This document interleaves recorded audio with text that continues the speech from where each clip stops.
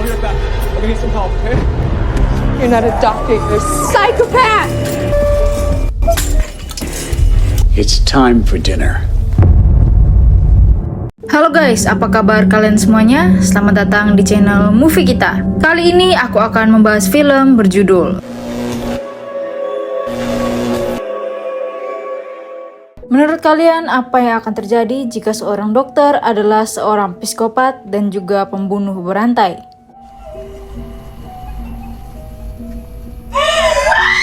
Itulah yang terjadi di kota California. Terjadi teror yang dilakukan oleh mantan dokter ahli bedah plastik yang sudah berlangsung selama 4 tahun. Dalam berita tersebut tidak diberitahu identitas dari dokter ini, dan sampai saat ini dokter gila ini masih belum ditemukan.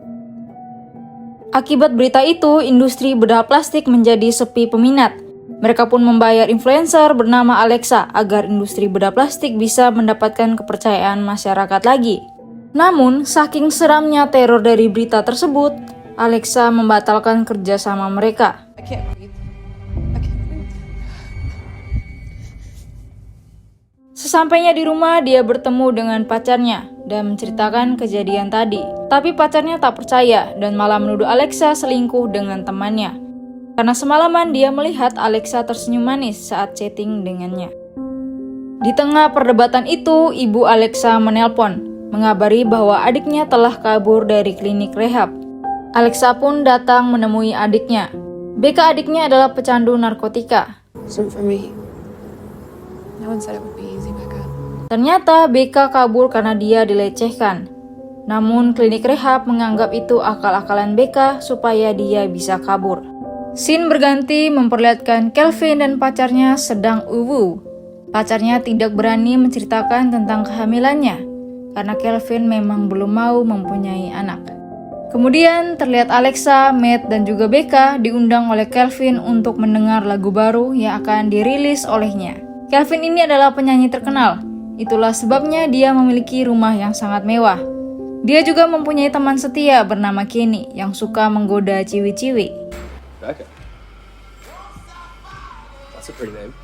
Kemudian Kelvin meminta pacarnya untuk mengambil laptop agar dia bisa menunjukkan lagu tersebut. Namun laptopnya tak ada di sana. Kelvin memarahi Kenny karena Kenny lah yang terakhir kali memegang laptop tersebut. Kenny ini juga rangkap jadi asisten gitu guys. Setelah diingat-ingat, Kenny yakin laptop itu masih berada di Lambo. Kenny, where is it?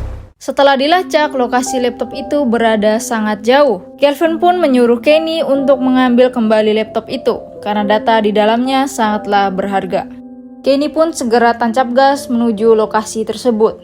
Lokasi yang sangat jauh membuat dia tiba saat hari sudah mulai gelap.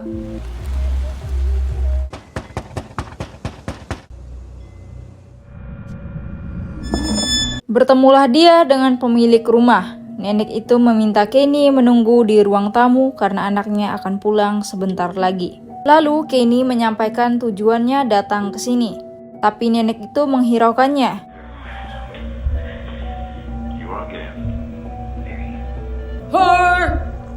Kesal karena nenek itu menghiraukannya, Kenny pun mencoba menemukan laptop itu sendiri. Saat sedang mencari laptop itu, dia dikagetkan dengan anak kecil yang sedang memegang laptop miliknya. Si bocil laknat malah mengajaknya bermain. Di saat yang sama, Kelvin terlihat khawatir karena Kenny tak kunjung memberinya kabar.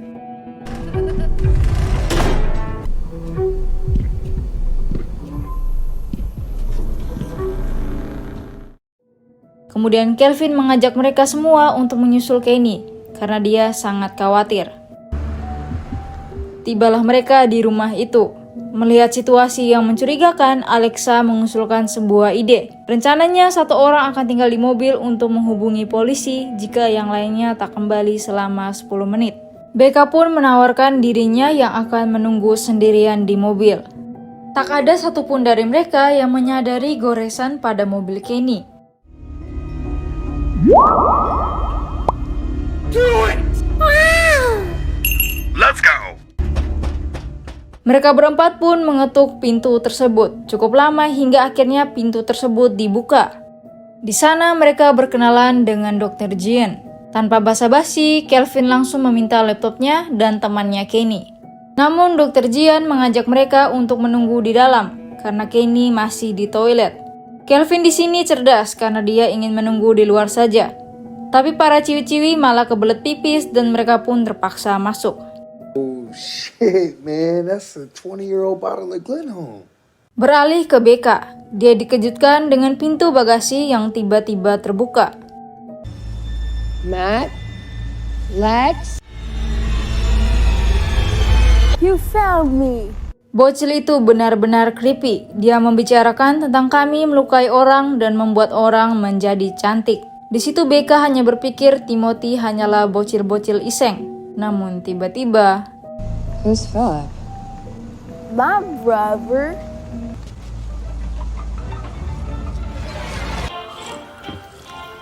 sambil menunggu mereka diajak makan malam, tapi mereka menolak karena merasa ada yang tak beres dari makanan itu.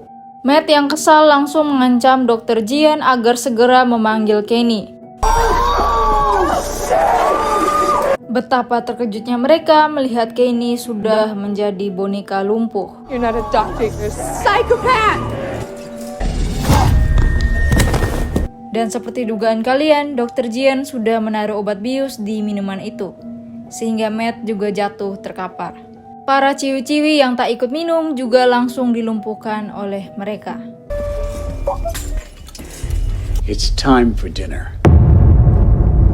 BK yang sudah terbangun mendapati dirinya sudah berada di sebuah tempat operasi dan dalam kondisi terikat. Dr. Jian sangat senang karena dia memiliki banyak pasien untuk dia uji coba. Larger breast. Di sisi lain, Kelvin terbangun dalam kondisi yang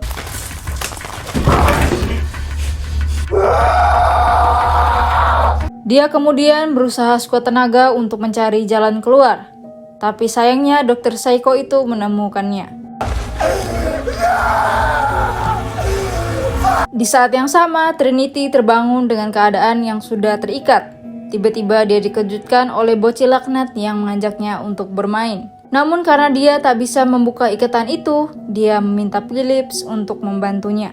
Dibawalah Trinity menuju suatu tempat. Betapa terkejutnya dia karena BK sudah menjadi boneka percobaan, serta pacarnya juga sudah berada di sana untuk menjadi korban selanjutnya. Dr. Jian sengaja tidak melakukan prosedur anestesi karena dia ingin menyaksikan pasiennya menjerit kesakitan.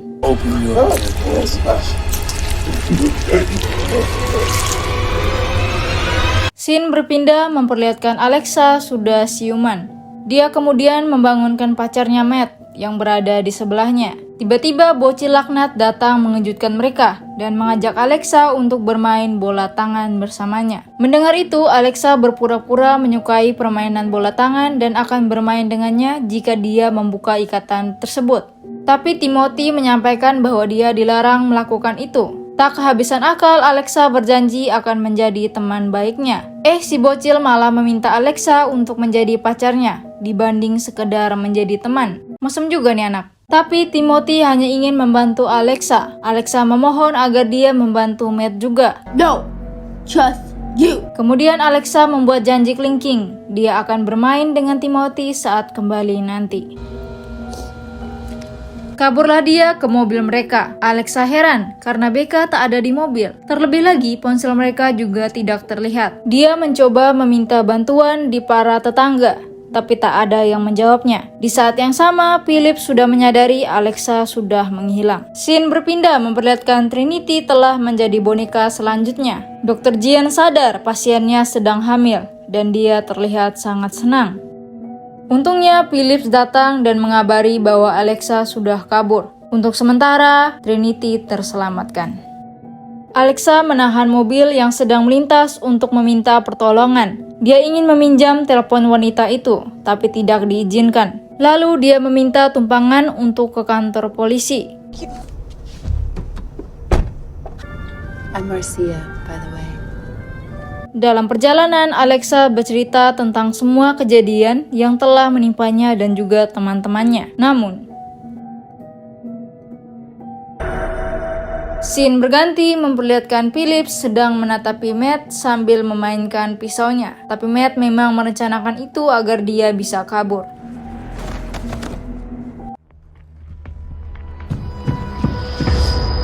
Aduh Matt, kenapa kau tak mengikat Philips?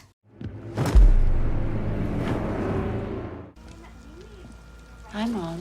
Oh, hello, dear. Scene berpindah, terlihat Philip sedang berdansa dengan seorang wanita yang juga sudah menjadi boneka lumpuh.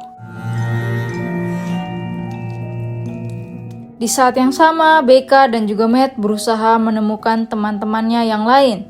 Setia kawan juga ya mereka. Begitu menemukan teman-temannya, Matt segera melepaskan ikatan itu. Tapi tiba-tiba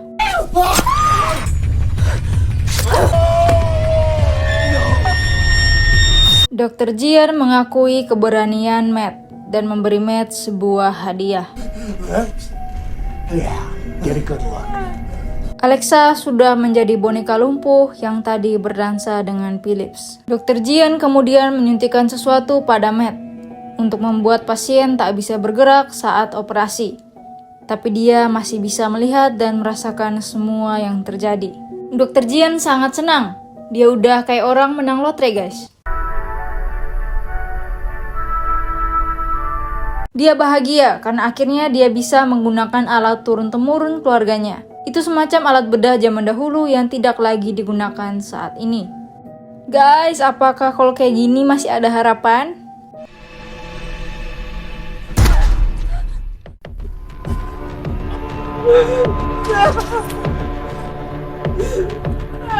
Dengan berani, Becca langsung menusuk matanya Philips. Dr. Jian kesal dan langsung mencekik Becca. Lalu Alexa tak tinggal diam. Dia juga melakukan perlawanan, tapi sayangnya dia telat. Alexa pun langsung kabur dari situ dan bertemu dengan Marcia. Philips sangat marah. Dia menangkap Alexa dengan cepat. Namun di luar prediksi BMKG, Timothy datang membantunya. Tanpa pikir panjang, Alexa lari sekencang-kencangnya. Untungnya ada mobil yang lewat saat itu. Mereka pun membantu Alexa, berniat membawa Alexa ke rumah sakit. Serious.